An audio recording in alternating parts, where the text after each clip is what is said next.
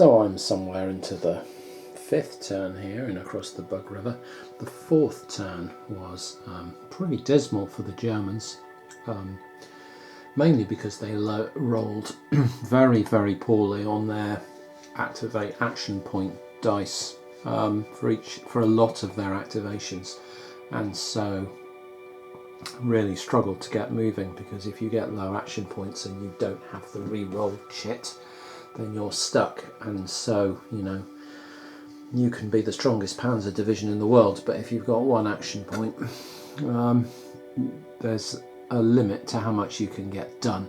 And that's what happened to the Germans here. This blue 13th Panzer struggled to really get it far across the board with the number of activations they got. The other Panzer division, is it the 14th? I can't remember. The black one, the 14th up here, also struggled for activations and also ran into what turned out to be some fairly effective Russian resistance. This stack here withstood about 3 attacks from 14th Panzer there, and actually disrupted about 5 of the Panzer units around it, and quite happily stood there and slugged it out with an entire German mechanised battalion division. So that was pretty impressive from the Russians. It did have some backup from other stuff which has since been forced back, and it's now going to get swamped. But it was pretty impressive stuff, that kind of heroic dug-in sort of Russian defiance and defence that pretty much the hallmark of the Eastern Front a lot of the time. So yeah, really good stuff there. And now the other thing is that the Russians in turn 5 get quite a lot of reinforcements. They've started spreading out down here, so you can see infantry battalions spreading out, regiments, whatever they are, spreading out and taking up positions. We've got more stuff sort of guarding victory point locations. There is quite a concentration of stuff on this road as well to try and prevent. It was originally trying to prevent breakthroughs from here down the road, but now it's going to have to try and reposition to stop the actual main German thrust, which seems to be coming through here. So the Russians are going to have to think about trying to move some of this stuff down over here where it might be more effective, because it's going to end up defending worthless farmland up here as far as I can tell. So at the moment that's what they're doing. Yeah, it's absolutely worthless what they're defending at the moment, so they do need to get out of there. And so there's some onus on the Russians to actually try and win some initiative dice rolls and get moving. Anyway, I'm in the middle of an activation for this sort of aqua coloured 290, what is it, the 299th Infantry Division here. They've got 6 action points, having rolled a 7, and that's enough to get something done with. They should be able to get to grips with some of this infantry here. I mean, the thing is though, you know, a 5 hex move or whatever, you know, they could spend all their activation, they could spend 6 activation points just moving this group forward without seeing combat at all. And you do run into these decisions as to whether you're going to actually, you know, fix the enemy in place by trying to get into them, or bring stuff up. Otherwise you get spread, you know, thinner and thinner, and you end up with like this, with these trailing units that just sort of peter out and get left behind. Anyway, they're next to act, and yeah, I think my plan with these was to try and fix some of these defenders in place so that I could then get the Panzer units round at them. I don't know if there's a bridge though. Oh, there is a bridge, I think, just here. Yes, that will be useful. So that will allow our tanks to roll straight across into this open ground, which is exactly where we want it to be. So yeah, let's go for it. Here into turn 6 of 7 in Across the Bug River by VUCA Simulations. Yeah, only really started doing something with this German infantry division down here. I always forget which one it is, the 111th, I think, the purples. And they have just driven the remaining Russian defenders out of this little village here, which is a victory point location. And they're on their last activation for the turn. And they've actually got 7 action points to spend. So they will be charging forward as much as they can towards the next VP location, which is over here behind this forest. But down here is going to be quite tough to take that. There's another one up there that they could go for, and so on. All the rest of the German divisions have got maximum allowances still left to take over here, so they're all up on max. So I'm only a little way into this 6th turn. You can see quite a reasonable defence in here now. There are at least quite a number of units in around this central location, and the 2 big VP cities are as strongly held as they can be by the Russians. Something of a sort of German breakthrough here, but you can still see dug in Russian units making life difficult. Yeah, so we're going onward, and you can see the Russian casualties up there mounting up slowly, and no German casualties as you would expect. So yeah, just about to carry on with 111th Infantry here, and then work our way up. Probably do the other infantry in the 29th Army Corps next. That's the sort of aqua green division in here.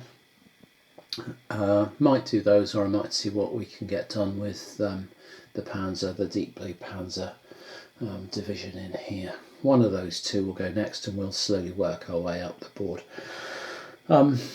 Yeah, the last couple of turns have been pretty enjoyable. There's been much more play and counterplay between the Germans and Russians, and it's been more important as to who wins initiative, because the Russians have been trying to get defensive lines set up and pull back out of positions that are untenable up here and so on, with varying degrees of success. And also, you know, try and get their defences set up around here. They've got some reinforcements that have just come on, which they want to try and throw forward. So yeah, lots of interaction, lots for both sides to think about. 2 turns left. As far as I can tell, the Germans currently are doing pretty poorly on the victory point scoring. But they've got you know, most of 2 turns to add some points to the board. It's the end of turn 6 here in Across the Bug River. Just completed it, and you can see how far forward across the map the Germans are now. We've got elements of this infantry division pushing right up here against one of these victory point locations. Is a village in here which I'm not going to be able to pronounce, Mern, something like that, and the 13th Panzer pushed right up here against another victory point location, which is pretty well defended. Dug in troops in front of it, dug in troops in there. Another 2-point victory location back here, again quite well defended, lots of dug in troops. But they have taken pretty much everything else that they need to. Infantry division in here, they're guarding the road, because part of the victory conditions is that you have to be able to trace a line of supply from the cities you're claiming back to your own supply area, with only 5 hexes of non-road. So, for example, this village is captured and worth a victory point, and so the Germans can trace 3 hexes onto this road here, and then they've got a clear road line that goes all the way back up through here and back out over into the German territory. So they can claim that, and so it kind of forces the Germans to not leave sort of straggly units in behind their lines, because those could cut the roads that they're reliant upon to claim the victory points. Anyway, the Germans have sort of taken this main road here, which is going to be the one that's connecting their victory points by and large. And they've also captured a couple of locations up here. 14th Panzer came and took this after some pretty stiff fighting. The infantry, 298th Infantry. Is it 298th Infantry? Yes, it is. Captured this location here and this location here. So, yeah, the Germans have now taken most of the cities that I think they're going to get to. This just looks, with the defences around it, unless they get amazing rolls, I'm not sure what is going to get their insufficient strength, because from the south they're going to have to run into these first, and from this direction the panzers are just going to have to struggle through forest and stream to get there. So it looks quite tricky, and these look well enough defended that they're going to take more than a turn to take. This one is a potential for capture in turn 7, and maybe this place in here, I'm not sure, but I'm not entirely convinced that the Germans are going to capture many more victory point locations. It's possible, we'll see. However, I've done a tot up of the current victory points, and the Germans have got 18, which is a draw. So this, as we stand, is a drawn position. They have 10 points of captured victory locations. They have 2 victory points for the Soviets not doing enough counter-attacking, and so they've got 2 points from that, and then they've got 6 points worth of casualties, 2 victory points worth of armour, and 4 victory points worth of infantry and casualties, and that lot totals 18 points. So one more turn to play. If the Germans can manage 2 more points, then they are into a minor victory. If they can manage 5 more, they are into a decisive victory. On the other hand, they do have to be wary as well. The Soviets do still have tanks, like these guys down here, and were they to launch some more attacks with their tanks into Russian positions, that would discard counterattack markers, and the Russians would lose negative. The Germans would lose victory points for the Russians doing that. So they still could be dropped down into marginal defeats or marginal Soviet victories if the Soviets can find some counterattacks and the Germans can't find some points. So yeah, a last turn with it all to play for. Everything's sort of hanging in the balance. You kind of favour the Germans, but not by much. Who wins and loses is pretty irrelevant when you're playing solo. It's just watching the dynamics in the game develop and enjoying the mechanics and the nature of it and the decision making, rather than the win or loss at the end. But it's nice to have a sort of a final turn worth playing out. Otherwise, I might well call it here. But no, we'll push on into turn 7 and see what result we get. Well, I've kind of reached the end of the road here in Across the Bug River by VUCA Simulations, so I just shook the camera then. The Germans had a good go at grabbing some more victory point locations, but as you can see here, the Russians held out, disrupted a couple of the German attackers, and that stalled out this infantry division's attack. The city is very strongly held with quite a lot of Russian units, including quite a lot of armour. This city back here wasn't troubled. The German panzers had a go at this city, but weren't able to break through. The Russians were able to keep throwing some infantry into block and prevent them from getting lots of attack bonuses and surrounding it successfully. So they weren't really able to break through there, and everything kind of stalled out in the deep forests here. And to be fair, there's enough defenders there blocking that I really lost the sort of will to keep slogging my way through the forests and drawing the combat chits to try and take this location in here. Partly because even if they manage it, which is possible, but even if they manage it, they'll move on to 17 victory points, and that will still be a minor Soviet victory. So in terms of the victory conditions, it's not terribly relevant. I suppose there's the odd chance that they could also cause enough casualties to move them into the draw. Not terribly interested in the result, more interested in how the game plays and what it illustrates and shows and how much fun it is. So yeah, we've reached this position with the Russians dug in along this kind of river down here, holding these 3 locations and this one down in the corner, even though it's rather isolated, and it's a Soviet minor victory, the Germans with the rest of the board. Yeah, what to say about this then? Beautiful components to start with. I mean, absolutely lovely to handle. The oversized counters are really nice. They're easy to punch. They're really clear in their design. The colouring and the banding is excellent. It makes everything very easy to see. So there's no problem sort of working out information or receiving information from the game. It tells you everything you need to know pretty quickly. Similarly, the player aids, the graphic design across the player aids is really nice. The tables are good. You get 2 of them, so you can have one each way up. You get this handy slider to move backwards and forwards across the combat table, so you don't even have to worry about cross-indexing across there. That's all very nice. And this board of markers is excellent. You know, consolidating all the tracks on the board works really nicely.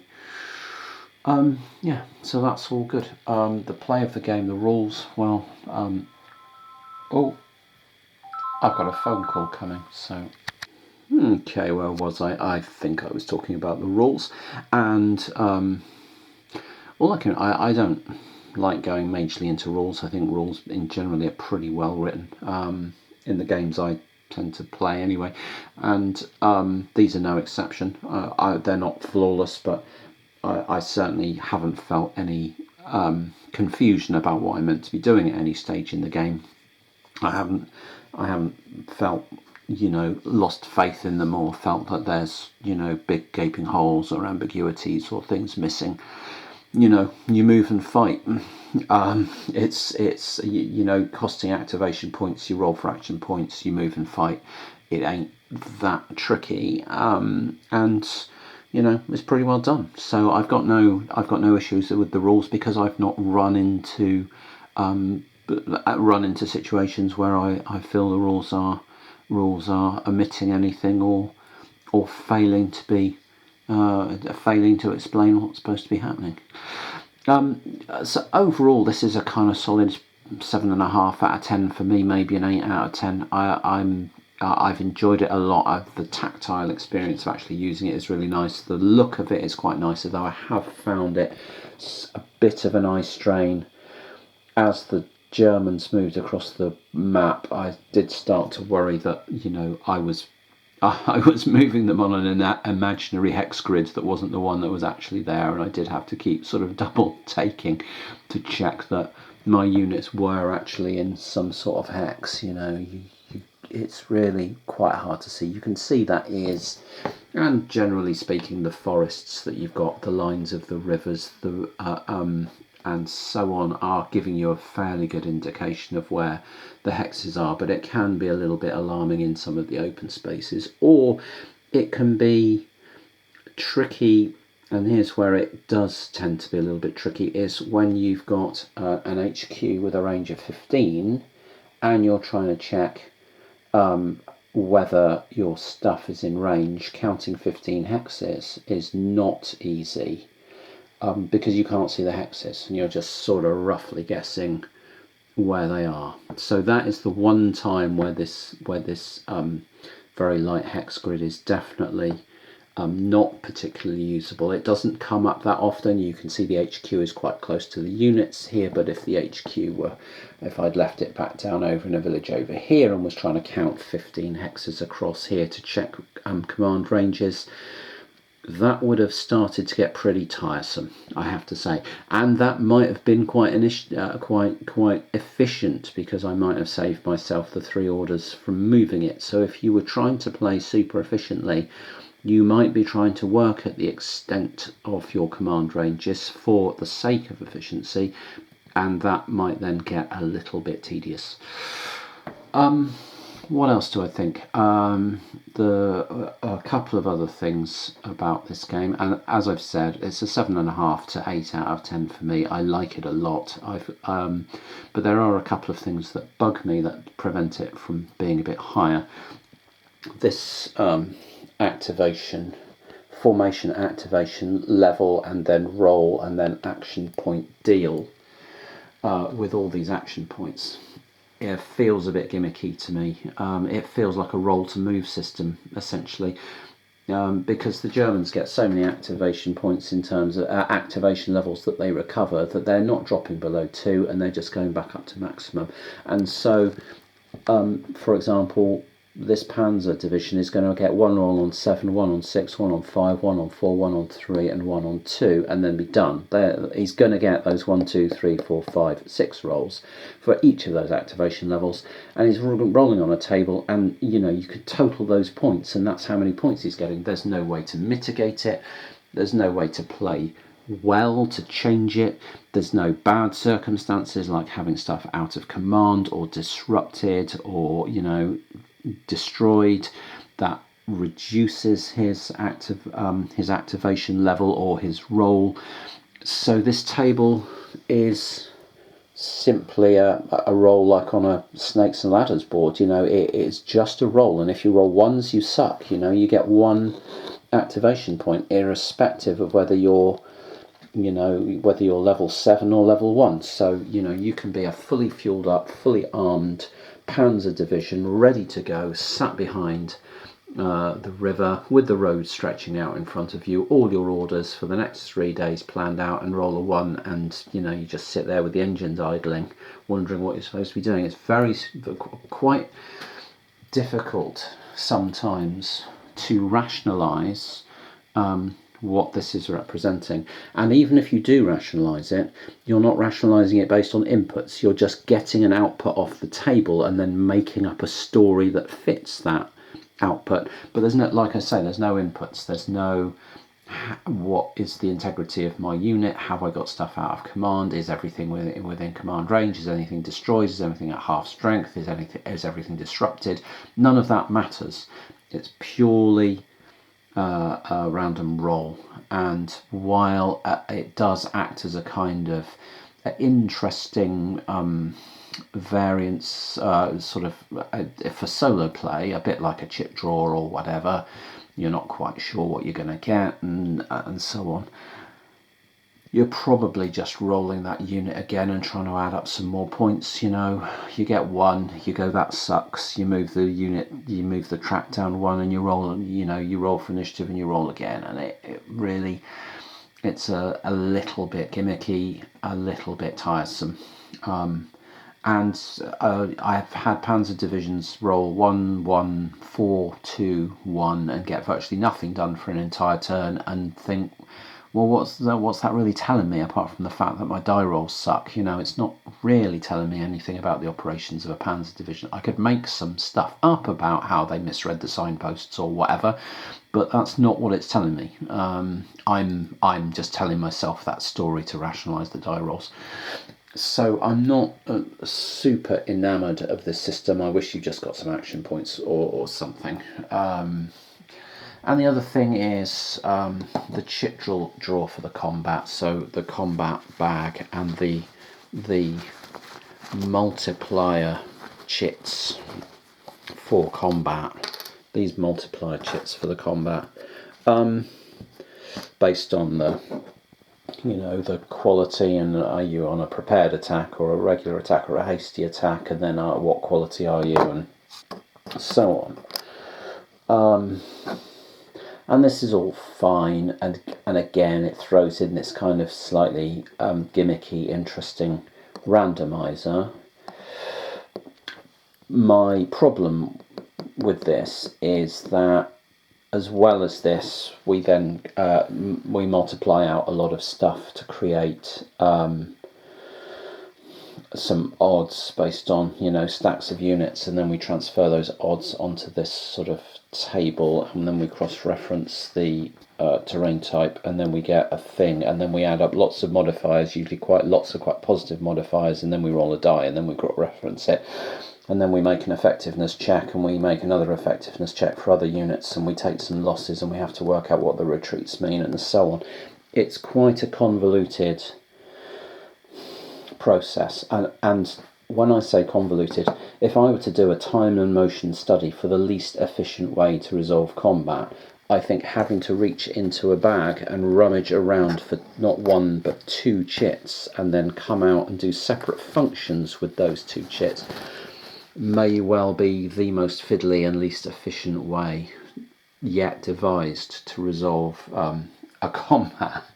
And, you know, to begin with, it's fine, but when you've done 200 combats, the idea of the chip bag yet again to resolve some 7-to-1 attack that you just want to get done and is going to be a complete wipeout, there's suddenly an awful lot of work to resolve that, you know, that overrun essentially, and no real way for you to fudge your way through stuff that is a foregone conclusion.